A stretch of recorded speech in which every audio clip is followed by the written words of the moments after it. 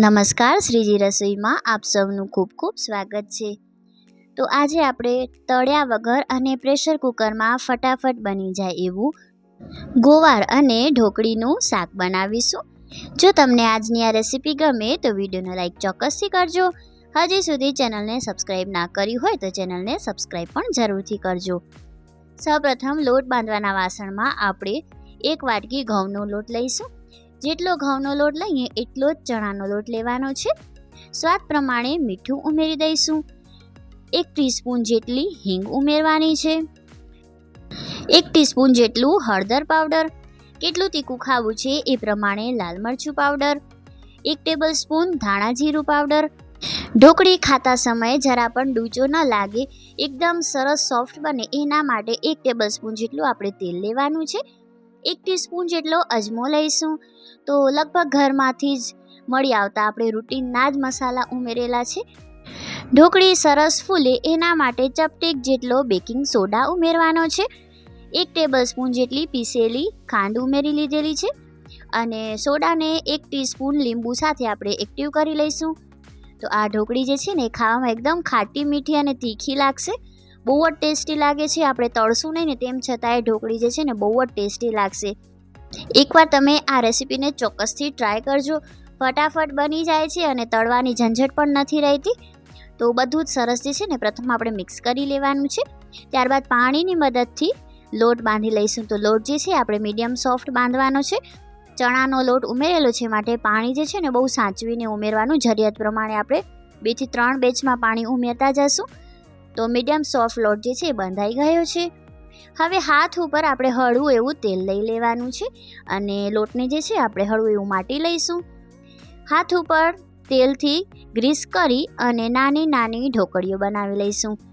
તો અહીં હું જે છે એ મીડિયમ સાઇઝની ઢોકળી બનાવી રહી છું। તમને આનાથી મોટી કે નાની ગમે તો તમે એ પ્રમાણે બનાવી શકો છો।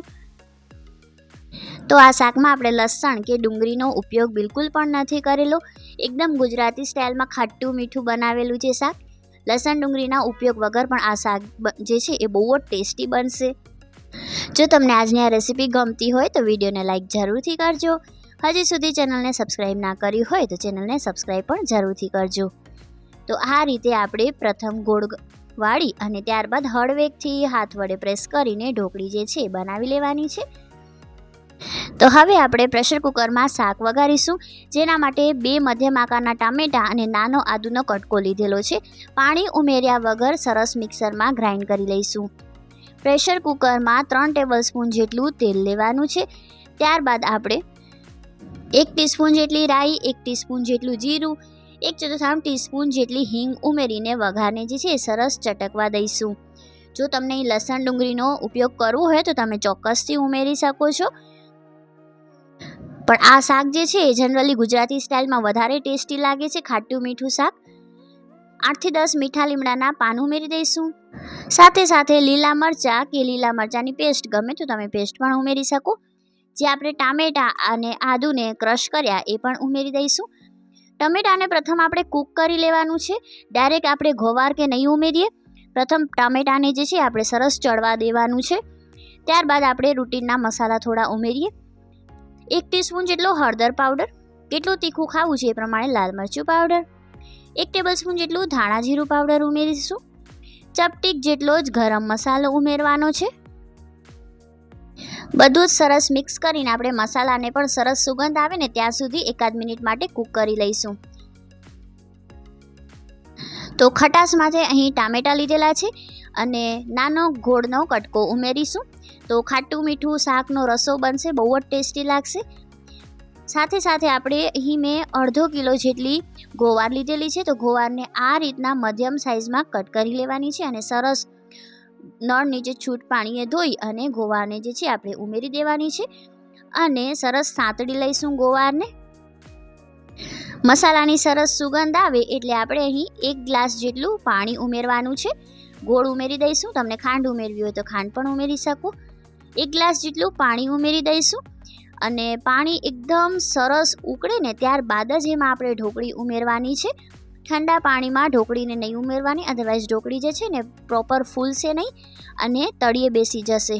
જ્યારે પાણીમાં સરસ ઉબળો આવે ત્યારે જ આપણે ઢોકળીને ઉમેરીશું. તો તમે જુઓ કે રસો જે છે એ સરસ ઉકળી ગયો છે. અત્યારે આ તમને પાખું લાગતું હશે, પણ આપણે ઢોકળી ઉમેરીશું ને તો ઢોકળીમાં જે આપણે ચણાનો લોટ ઉમેરેલો છે ને એના લીધે રસો જે છે ને બહુ જ સરસ થિકનેસ પકડી લેશે, એકદમ સરસ ગ્રેવી બની જશે. તો બધી જ ઢોકળી જે છે આપણે ઉમેરી દઈશું અને ત્યારબાદ આપણે ઢોકળીને અડવાનું નથી, ડાયરેક્ટ કુકરને બંધ કરી દેવાનું છે અને 2 વિસલ લગાવવાની છે મધ્યમ ગેસની આંચ પર. તો તમે જુઓ એકદમ સરસ ઢોકળી જે છે એ ફૂલી ગઈ છે. ઉપરથી થોડી ઝીણી સુધારેલી કોથમીર ઉમેરી દઈશું. ગરમા ગરમ ફુલકા રોટલી સાથે કે પછી રાઈસ સાથે આ શાક જે છે ને બહુ જ ટેસ્ટી લાગે છે. આશા રાખું છું તમને આજની આ રેસીપી ગમી હશે, ઉપયોગી લાગી હશે. ફરી મળીશું એક નવી રેસીપી સાથે. ત્યાં સુધી આવજો.